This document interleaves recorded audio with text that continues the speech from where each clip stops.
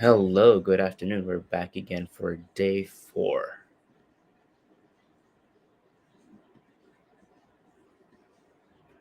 I'm still waiting for Instagram to sync, and it's there. I feel like that might be my the opening line or tagline in the future. Um, Waiting for Instagram to sync.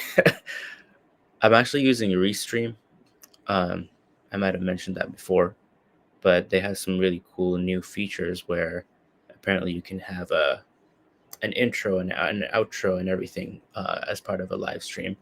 I personally really like at least live streams as something to start with because it's just live and raw and real and um, you don't really need to prepare around it.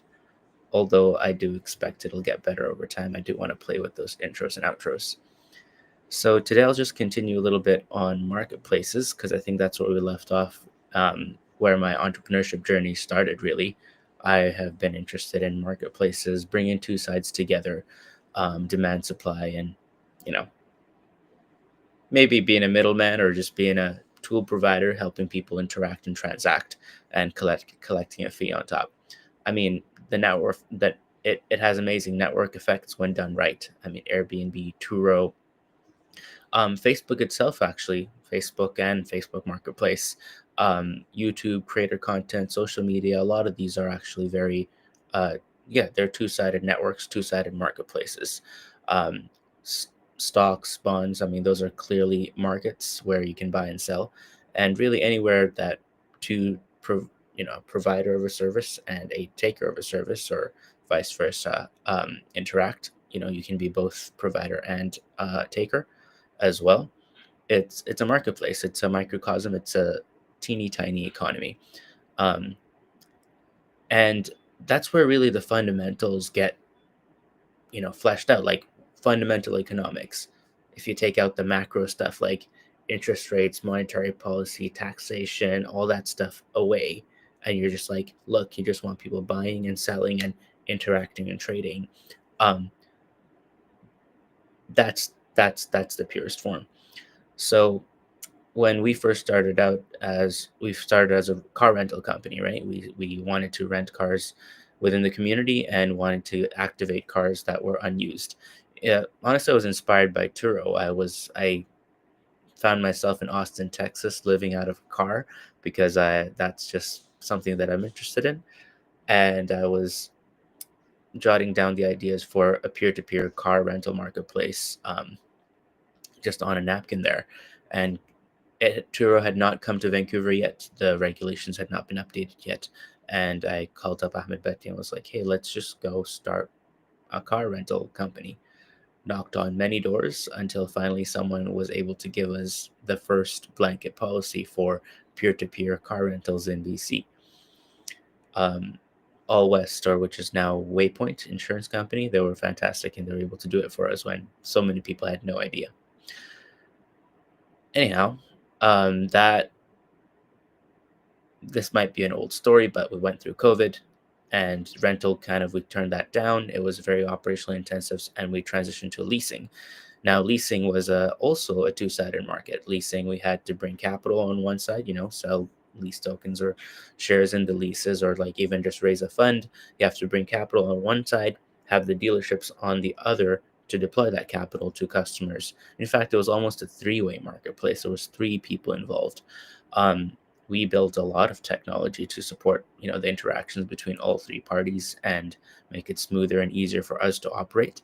And well, fast forward to today, we did well over $1.5 million worth of deals actually, and we still have roughly 80 cars active on the road, making their payments. And really grateful for the team that I've had to date, and we've really downsized since. But the technology built allows really me as a single person to manage all the vehicles and all the deals single handedly. And I think this this is a sign really of the times.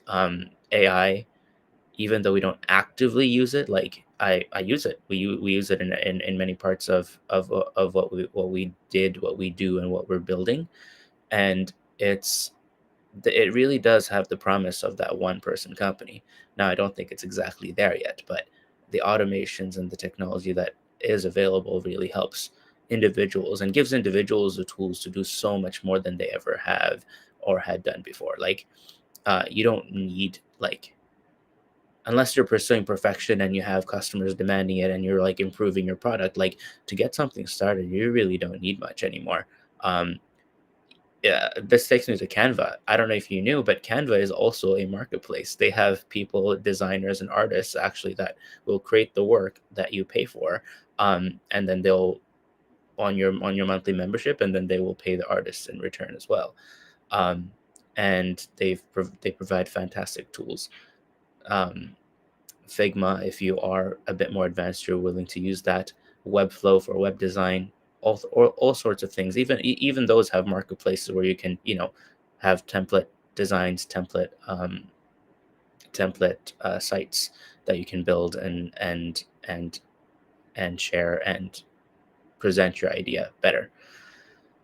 So that's that's really everything about why I'm interested in marketplaces. I think it provides people opportunities. It accelerates and brings work together faster, and um, I continue to work in that space moving forward. And I think next, yeah, maybe you know what, tomorrow we'll talk about Bitcoin. Tomorrow, lots has happened this week in the Bitcoin space. Um, it is it for me is a fundamental function of trade. It's a fundamental function of an economy, and I'd love to share about all the new tech and happenings in that space. So I'll be back here tomorrow, and probably after.